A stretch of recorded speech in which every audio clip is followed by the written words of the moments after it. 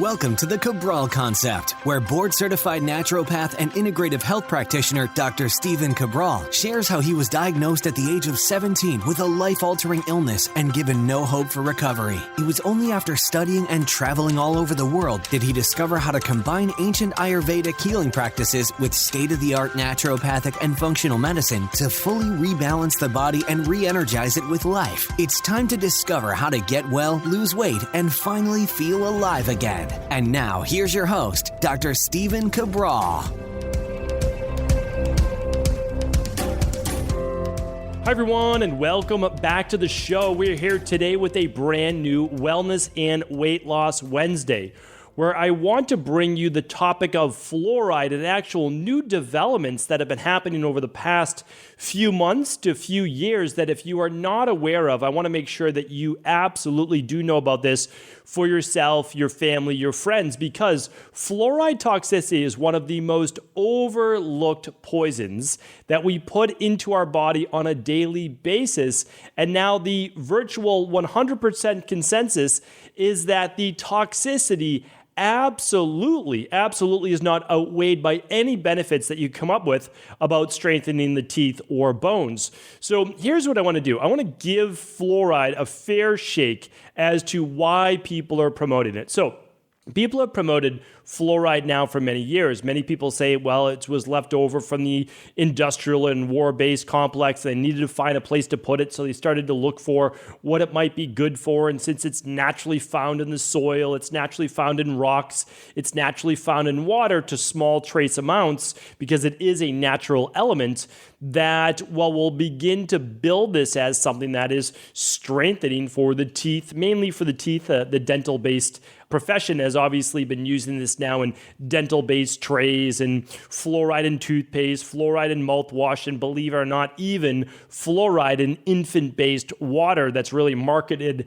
as just a marketing technique, because infants having no teeth, giving them fluoridated water absolutely makes zero sense, and we'll get into that in just a moment.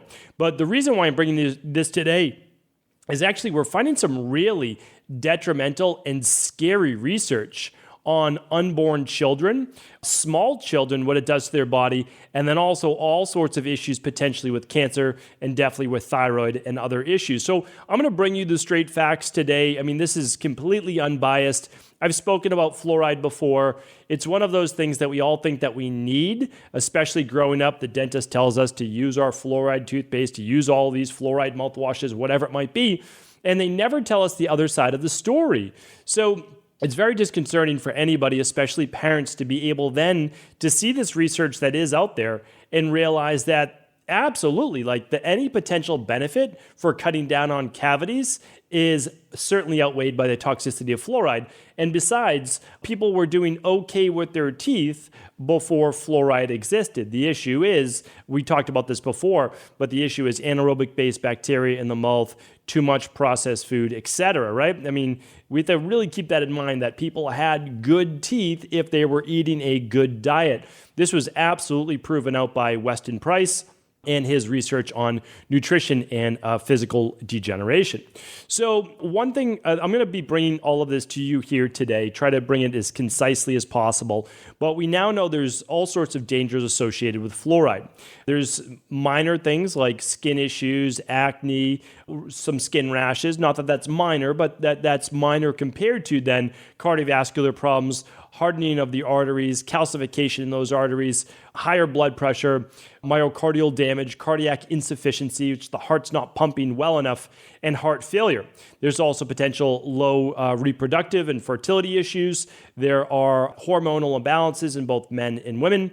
There's absolutely thyroid dysfunction. We know that from Germany, where they used to use fluoride is actually one of those ways to treat Graves' disease, which is a higher production of thyroid hormone, a lower TSH. There's also issues with osteoarthritis, potentially with bone cancer, with TMJ. There's neurological issues with learning and ADHD in children. And then we'll be talking about the lower IQ scores in children given fluoride. And I don't even mean given fluoride, meaning like no parent is specifically saying, here, take these fluoride capsules, although believe it or not, there's some of those out there. But what they're doing is they're just going by what the media says. They're going by what their doctor has told them or dentist has told them, and that's to use fluoride in toothpaste, to use fluoride in the water, to use fluoride in your mouthwash.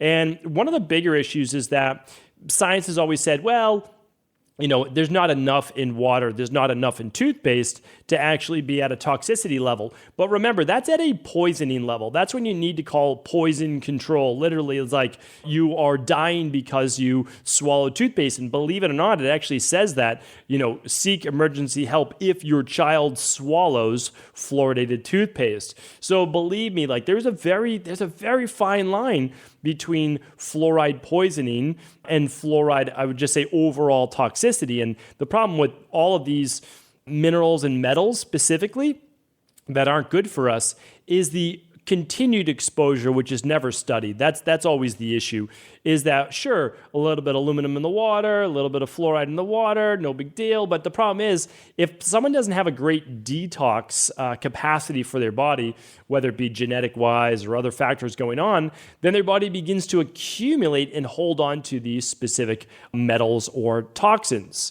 So what I'd like to share with you right now, I already talked about naturally fluoride occurs in the water, soil, it's going to occur in rocks, because again, it is an element, and even sometimes just in the air that we breathe, because again, it's in the environment. But again, at microscopic trace minerals, all right? So it's a very, very fine mineral. The way that we typically get it is through dental trays. When you're at your dentist, if you're not going to a biological or a holistic dentist, you're probably having fluoride trays put in. Our dentist would never do that, for our kids, but that's because they've read the research and they understand, and they're part of a different organization, which I will share with you. I've shared this in the past. This is new updates, though, that I'm sharing you today. I mean, that's why the podcast, I want it to be a living, breathing thing. I want to be able always to keep you in the know and up to date, and that's absolutely what this show is all about. So a couple of years ago, I talked about fluoride. Now you're getting the latest and greatest news. So children are most likely exposed to it at the dentist with dental trays at a larger degree, and then a smaller degree, they're getting it in their toothpaste. This goes for adults as well. By the way, this is for adults, same thing. I'm not saying just kids. They're just harmed to a greater degree, and then it accumulates, and then as an adult, you end up with all these specific issues like thyroid, etc. So mouth rinses, mouth washes, in certain supplements, it's in there, believe it or not. It's in infant water, which, by the way, I think is the most insane thing that I've ever seen, that we're giving fluoridated water on purpose to infants when we know it lowers IQ and cause devastating issues within the body, especially since infants and young children, their detox capacity is not very high. It's not high at all. I'm going to be bringing you formula, children or infants and toddlers given infant formula with fluoride and fluoridated water, meaning mixing it with your tap water. And I'll also share with you how you can find if you have fluoridated water in your county. I'll share a link with that. It's a buried link on the CDC's website, Center for Disease Control. They talk about fluoride, okay? So this is really important. We all know about it, but we kind of like to sweep it under the rug because we have 50 plus years of, close to it, of fluoride and mercury use in the dental-based organization. And of course, they don't want to be found out as these things were dangerous and being used all along. To a lesser degree, besides the water, everyday tap water, the toothpaste, and the mouthwashes, there is also medical imaging scans. There's some fluoride, there's some PET scans, some PET scans, cleaning agents. Some cleaning agents have fluoride because it is quite strong. It's in some pesticides, and it's also used to make Teflon, which we know is a known carcinogen. So we certainly don't want Teflon pans, and some aluminum-based products, which we're trying to stay away from, aluminum pans and cookware as well. So again, I'm going to link up all of the research and all of the links that you need at stephencabral.com/1713 is today's show. stephencabral.com/1713. And also, if you want to head over there right now, if you're not already on that page listening to the podcast or watching today's video, I'm going to link up where to find out if you have fluoride in your city's water right now. Okay, so let's move on. Next part to our research is this. So, and I want to share this with you because this is kind of the latest and greatest on what is going on. And I'll get to the thyroid part in just a minute. And so let's move over to where Harvard University, obviously very prestigious school, brilliant doctors coming out of there, brilliant PhDs. Here's basically the headline. Harvard researchers link fluoridated water to ADHD, autism, and other childhood mental health disorders. Now, before I go on and read this specifically to you, I just want you to understand is I don't believe that fluoride is the only causal factor tied to ADHD, learning disabilities, autism, etc. I don't believe it's the only thing, but for sure, it's filling up that rain barrel, right? And we're beginning to understand that the rain barrel is really what causes and leads to dis-ease in the body. Meaning, okay, you get a little bit, you get a little bit, you get a little bit, no big deal, and then all of a sudden you continue to fill it up, you're never detoxing, your body's not eliminating faster than it's taking in, and then all of a sudden, okay, now we get all these diagnoses.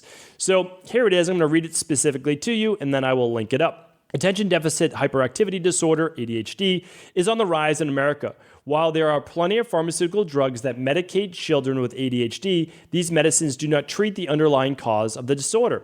In recent years, a growing body of evidence has suggested that fluoridated water is responsible for the growth of childhood mental disorders from ADHD to autism. According to a study published in The Lancet, which by the way is a very prestigious journal, medical journal, researchers from Harvard School of Public Health and the it's ACAHN School of Medicine at Mount Sinai have pinpointed 6 new chemicals that they believe influence mental disorders in children. The results are based upon a study published in 2006, which identified fluoride as a developmental neurotoxicant, which just basically means a toxin that hurts with the development of a child or the human body.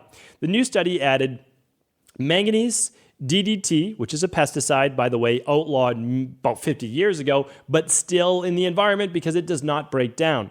Tetrachloroethylene, which is a solvent, and polybrominated diphenyl ethers, which I will explain as well, that are inflammatories that also affect the thyroid. To the list of all these neurologically damaging chemicals, fluoride was added. Okay.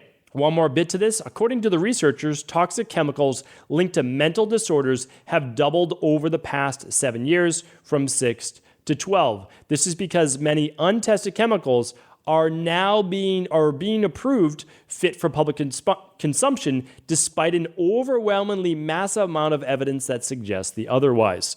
So that's always the issue, is that they're testing these things at small parts per million or parts per billion, and they find that no big deal on that one ingestion, right? They'll do it with animals, maybe they'll do it with humans, and they'll say, okay, no big deal. But the problem is that they don't show that, well, what if you get a little bit every single day, right? And it's, of course, not everyone's susceptible, but we know it used to be, well, 1 in hundreds, 1 in thousands for autism. And now, then I just remember 10 years ago, it was like 1 in 96. And now it's like 1 in 45. It's 1 in 48. It's double that. And again, I don't believe that fluoride is the cause of autism. I'm not saying that whatsoever.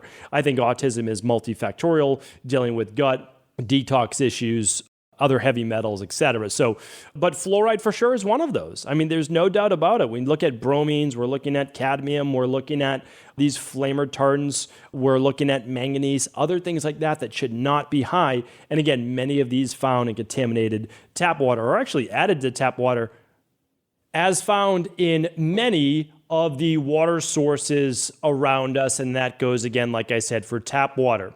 So what I want to do is I want to continue to move on through the science right now, and I want to share with you this specifically. So this was 20 years ago. The EPA actually reached out, and they found, and again, this is in 2001. That's why I want to share this with you. And this is what it said. We provide overviews of the scientific research. This is specifically from fluoridealert.org. I will link up the specific page on this health-based issue. But in 2001, the Union of Scientists at the Environmental Protection Agency headquarters in Washington, D.C. stated, "We hold that water fluoridation is an unreasonable risk." So they said 20 years ago in 2001, the EPA, the Environmental Protection Agency, supposed to keep us safe, they said adding fluoride to water is an unreasonable risk. And because of that, we are now dealing again with more than 2 decades after they made that recommendation of health-specific issues.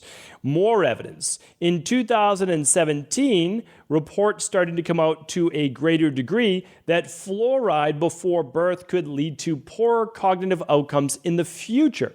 So this is why it's so important that we share this information before women get pregnant in an ideal world, because then they can do a heavy metal detox, they can do a liver-based detox, a functional medicine detox, etc. But the researchers stated this. The researchers measured fluoride levels in 299 women during pregnancy and in their children between the ages of 6 and 12. They tested cognitive ability at the ages of 4 and between 6 and 12 years. Higher levels of fluoride were associated with lower scores on IQ tests, and that is not the only test to show that. The higher the fluoride intake, the lower the IQ versus children that were not given fluoride. In 2014 also, fluoride was documented as a neurotoxin that could be hazardous to child development along with 10 other industrial chemicals, including lead, arsenic, toluene, and methylmercury. Okay, we're going on. This is the organization that I look for in terms of finding a good biological dentist for you. And I will link it up today. Again, that's stephencabral.com/1713. It's called the International Association of Oral Medicine and Toxicology, IAOMT. I wrote about it in the Rain Barrel Effect. So this is an organization of essentially dentists and other doctors, and they are speaking out against putting mercury in people's mouths, which is in your body. They are speaking out against using fluoride in dental-based procedures. So this is what along with the IAOMT, the research has found. And again, this is stated on their websites as well as many others, such as Fluoride Alert. Acne and skin problems, cardiovascular problems, including atherosclerosis and arterial calcification, high blood pressure, which can also be from arterial calcification, myocardial, so we're talking about heart damage, heart insufficiency, and heart failure. Reproductive issues, such as low fertility and early puberty in girls. We have issues affecting the joints and bones, such as osteoarthritis, bone cancer, potentially, and temporomandibular joint disorder, TMJ, and pain in the jaw. We have thyroid dysfunction, which I'll talk about in just a moment, how that is specific. Again, I've talked about it on previous podcasts for thyroid-based issues, and it's going to be part of my talk for my thyroid accelerator programs as well. So we have neurological problems leading potentially to ADD, ADHD. So ADHD is what's in the research, not ADD, but again, can be affected, as well as autism and low IQ scores in children. So let's talk about the thyroid disorders for a moment before I pull it together with the latest research over the past 3 years that has come into our hands. So we have to understand is that fluoride, and this is well known. So fluoride is part of a haloid group. So it's considered a halogen. And other halogens on the periodic table, there's 5 of them, are fluorine, which is fluoride, chlorine, bromine or bromine and bromides, iodine, and astatine. So when we look at these, we have to understand is that if we are taking in more fluoride, then we might be displacing iodine, which is making up our thyroid-based hormone.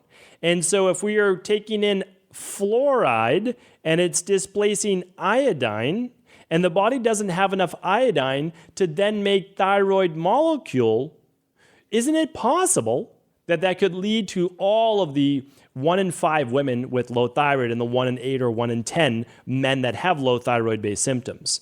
So that's why, again, there's always a reason why your body's not balanced. Always a reason why. We don't always know the reason right up front, but we can test for these specific things. And that's why it's very, very important. You can test for aluminum and mercury and arsenic and cadmium and lead on a mineral and metals test, the hair tissue mineral analysis, over at equilibriumnutrition.com, or the full heavy metal test, which looks at your bromine and it looks at cadmium, and that's an amazing test. That's just a little prick of blood from the finger and a urine-based test strip as well. So again, you can work with your integrative health practitioner, your naturopathic doctor, or our team over at equilibriumnutrition.com. I just want you to know that the tests are out there and that you actually can access them without having to ask your PCP if you choose not to. Because again, this is not the work of your conventional medicine doctor. This is where we start to get into naturopathic medicine and integrative health. It's quite different actually, and it's okay to have 2 doctors, it really is, or 2 practitioners. One can be a IHB and one can be a medical doctor. And I think it is good to have both. Okay, now that you know how it can affect your thyroid, let's get specifically then into the latest researches, 2017, 2019, and then 2020. And I think by the end of this, you will absolutely see exactly what it is. For what it is, and that is a neurotoxin that breaks down the body as a poison. And so hopefully we can start to put to rest that there's no such thing as toxins, that the body doesn't need to do a functional medicine detox. It does, and we've always known that for 5,000 plus years of ancient Ayurvedic wisdom, and now we can bring it to life through testing. I mean, again, we can do an environmental toxicity test. We can do a heavy metal test. So all of these MDs who switch a little bit into functional medicine and they think that, okay, no, I'll teach people what it's really like. You don't need to do a detox. You don't need to do this. Then you haven't really run lab tests in a clinical setting. You're just saying that from behind your computer, saying that people don't need to detox because you obviously haven't run any of the labs. They've been around for years now, decades now. So we have to just be careful who we're listening to. That's it. Again, I'm bringing you the straight science, and I'm going to link to all of this right now. 2017 Bashash study, intrautero fluoride intake lowers IQ in kids. So this means when a woman is pregnant and she takes in fluoride in her water, fluoride in toothpaste, and it starts to fill up that rain barrel inside of her body, well, that is also then moved through the placenta to her unborn child. And what happens then, especially if they start to take it in even as an infant and child as well, because their formula is mixed with tap water, or the mother continues to take it in and it's in her breast milk, well, now those children are going to have a lower IQ. And that's scientifically proven now. 2019, first study for 2019, the green study shows low fluoride exposure lowers IQ in kids. That means even at a low level of fluoride, it still lowers the thinking ability of children. And by the way, that stays with them most likely for life. Another 2019 is called the Riddell study. The Riddell study shows fluoride in water linked to ADHD symptoms and the diagnosis of ADHD. Again, these studies look at specifically fluoride link with ADHD, with lower IQ. It is there. Trust me, it's there. And then in 2020, this year, the TIL study shows fluoride lowers IQ of formula-fed babies. And again, if we know it's affecting babies, if we know it's affecting children all the way up, we have studies till 12 years old, we know it's affecting us as adults as well. Even if you take nothing else, you can see potential for bone cancer, potential for kidney disease, potential for sure for thyroid-based issues, heart issues, blood pressure, and those are adult-based diseases. So I want you to understand that this is not something of natural-based health. This is a real medical issue that is being swept under the rug because the dental-based industry and our cities have been putting water or fluoride in our water now for decades. Just a couple quick facts to leave you with. 97% of Western Europe no longer has fluoride in their water if they ever had it at all. Western Europe is much better than the United States at saying no to all of these genetically modified foods, no to all of these toxins in our water. Many children now exceed recommended daily fluoride intake from toothpaste alone. That doesn't even count water. Fluoride is not a nutrient no matter what your dentist or other doctors try to tell you. And 64 studies have linked fluoride with reduced IQ in children. This is no longer a maybe, no longer a theory. It is scientific research and proven. Do not wait for the dentist industry to finally take fluoride out of your toothpaste, your dental trays, etc. Look for a non-fluoride based toothpaste. You can find them at my resources at stephencabral.com/resources. 99% of those are not my products at all. There are other companies that I trust. And what I'll do today, because I know many of you might want to look at more, research more, and talk with other people, and that's totally fine. Again, my job is to bring you the information, and then what you do with it is up to you. But again, you can share this information all based in science. I'm going to link up all the links and also to see if your water has fluoride at stephencabral.com/1713. Thank you so much for tuning into today's show. And as always, if this show is helpful, please do feel free to share it with anyone you believe it could serve. Take care. Did you know that the body really only becomes sick or imbalanced in only 2 ways? Over time, you become deficient in vital nutrients, and you also accumulate toxins internally and from the environment. As those nutrients diminish and you increase your total toxic load, your body then begins to show the first signs of dis-ease. It's actually quite predictable, and the good news is that if we know how you began to fill up that proverbial rain barrel, we also know how to empty it to begin the healing process. I was fortunate enough to learn this ancient healing process from my mentor after suffering from debilitating diseases for close to a decade. It was only when I began to implement these techniques did I finally overcome my illnesses and go on to live a life of energy and vitality that I now enjoy. I'd like to share with you now what I discovered after traveling all over the world and how to combine the best of ancient healing wisdom with state-of-the-art science.